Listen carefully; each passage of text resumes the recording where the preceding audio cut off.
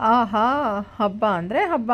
ಶ್ರಾವಣ ಮಾಸ ಆಗ್ತಾ ಇದ್ದಂಗೆ ನಮಗೆ ಶುರುವಾಗೋ ಹಬ್ಬಗಳಲ್ಲಿ ನಮ್ಗಳಿಗೂ ಹಬ್ಬ ಅನಿಸುತ್ತೆ. ಸೊ ಈಗ ನಾವು ವರಮಹಾಲಕ್ಷ್ಮಿ ಆಯಿತು, ಗಣೇಶ ಹಬ್ಬ ಆಯಿತು, ದಸರಾ ಹಬ್ಬ ಮಾಡೋಕ್ಕೆ ಬಂದಿದ್ದೀವಿ. ದಸರಾ ಹಬ್ಬ ಬೊಂಬೆಗಳ ಹಬ್ಬ, 9 ಡೇಸ್ 9 ದಿನಗಳು. ಸೊ ನವದೇವತೆಗಳ ಹಬ್ಬ. ಮೈಸೂರು ದಸರಾ, ಮೈಸೂರಲ್ಲಂತೂ ಫುಲ್ ಭರ್ಜರಿಯಾಗಿ ಮಾಡ್ತಾರೆ. ಆದರೆ ಬೆಂಗಳೂರಲ್ಲಿ ಇಂಥ ಹಬ್ಬಗಳನ್ನೂ ಮಾಡ್ತಾರೆ. ಈ ಥರ ಎಲ್ಲ ವಿಗ್ರಹಗಳು, ದೇವ್ರುಗಳು ಮತ್ತು ಪುಟಾಣಿ ಗೊಂಬೆಗಳೆಲ್ಲ ಇಟ್ಟು ಎಷ್ಟು ಚೆನ್ನಾಗಿ ಇಟ್ಟಿರ್ತಾರೆ ಅಂತಂದರೆ ನೋಡೋಕ್ಕೆ 2 ಕಣ್ಣು ಸಾಲದು.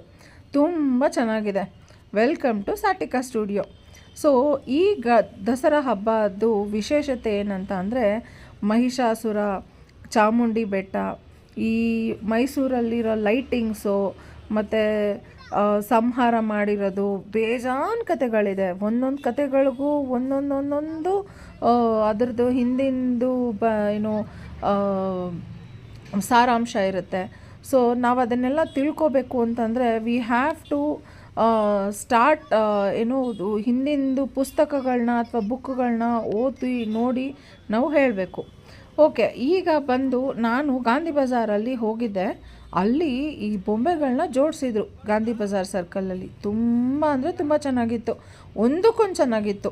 ಲಕ್ಷ್ಮಿಗಳಂತೂ 8 ಥರ ಅಷ್ಟಲಕ್ಷ್ಮಿಗಳು, ವಿಷ್ಣು, ಬ್ರಹ್ಮ, ಗಣಪತಿ ಮತ್ತು ಪುಟಾಣಿ ಬೊಂಬೆಗಳನ್ನ ಇಟ್ಟು ಮದುವೆ ಮಾಡಿಸ್ತಾ ಇರೋದು ಎಲ್ಲನೂ ತುಂಬ ಚೆನ್ನಾಗಿ ತೋರಿಸಿದ್ರು.